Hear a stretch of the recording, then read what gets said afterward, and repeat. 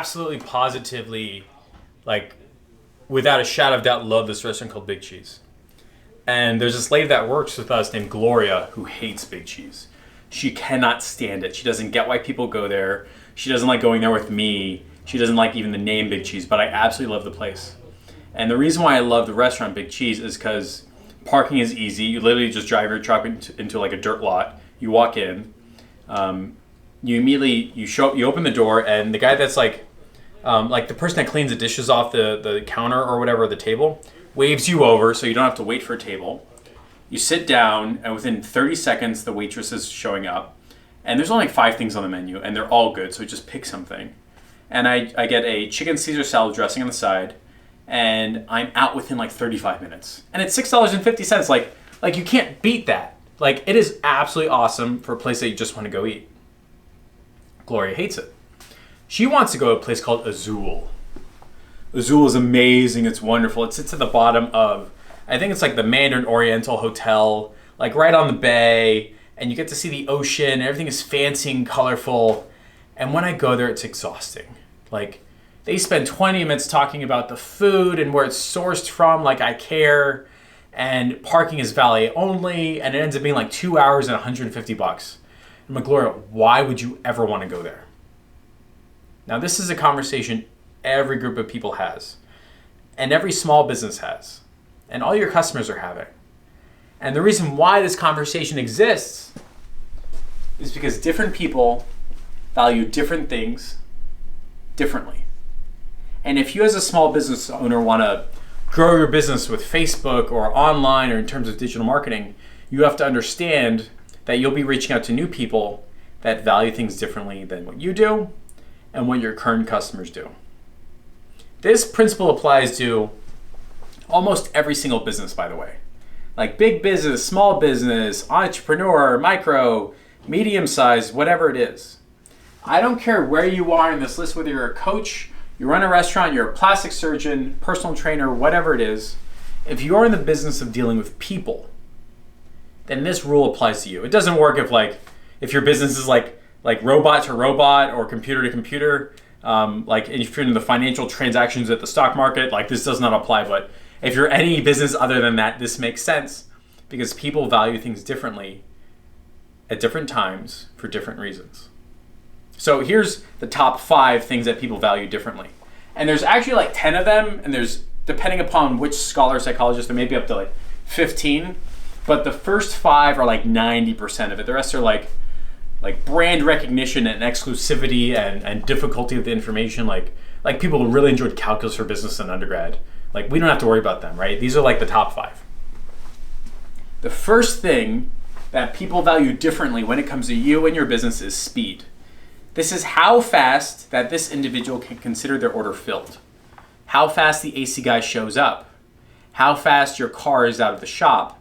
How fast that computer tech guy fixes your problem. That's speed. Responsiveness. How often I can know that that person is working. Are they texting me? Are they calling once a week? Is there an email form? You know how you get notifications if something has been sent by Amazon? That's because they realized a whole bunch of their customers valued responsiveness. Third is education. Just like Azul or any of those like hipster type restaurants, some people value the education behind their products or services and the experience.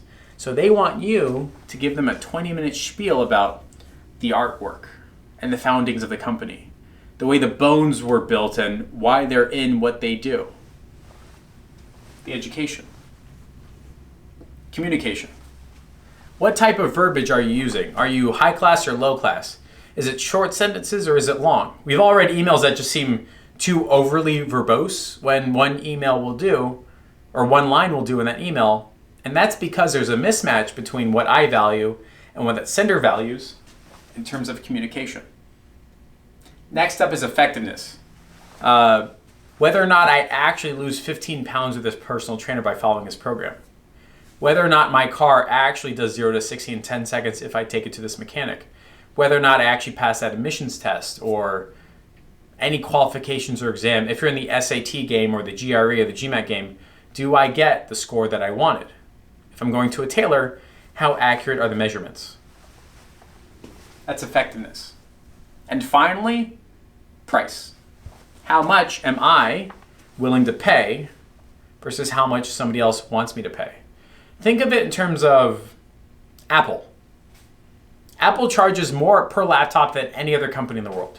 They make more per square foot in their store than any other company in the world. Apple and their customers don't care about price. They care about these other things as well. Or they care about these other things instead. So Apple never has to worry about trying to create a laptop that people will pay $799 for. Instead, they're concerned about creating a laptop that addresses all these other values of their customer. It's the same way with Amazon. All the way here. If you think Amazon is cheapest, they're not. Think about Amazon versus Walmart. Are they really the education side? What about speed and responsiveness?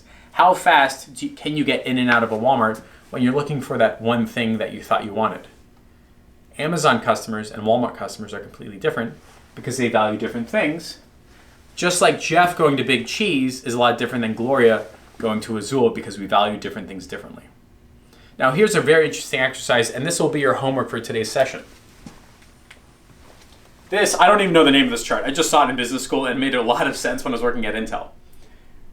This will help you understand where you exist on this plane. Whether or not you're more about speed or responsiveness. Maybe you're more about education and communication. Maybe you're more about effectiveness. Maybe you're more about price. So what I want you to do is put your business on here. If you're a AC repair guy and your customers are here, you're going to put a dot. If you're more about speed and getting there as soon as possible, and that's what your customers like about you, your speed will go here. If you're constantly texting, communicating, and following up, or maybe you're not. Maybe you don't talk to your customers as the job is in progress because you're too focused on getting it done quickly. Well then, your responsiveness would go down here. If you don't have to educate your customers on Freon and valves and welding, you're going to be down here. If your customers do not value highbrow talk and elongated sentences, you're going to be down here. And if your customers value effectiveness, knowing that their air conditioning is fixed according to their standards, not yours, if it's fixed according to their standards, then it'll go here. And then I want you to start connecting the dots.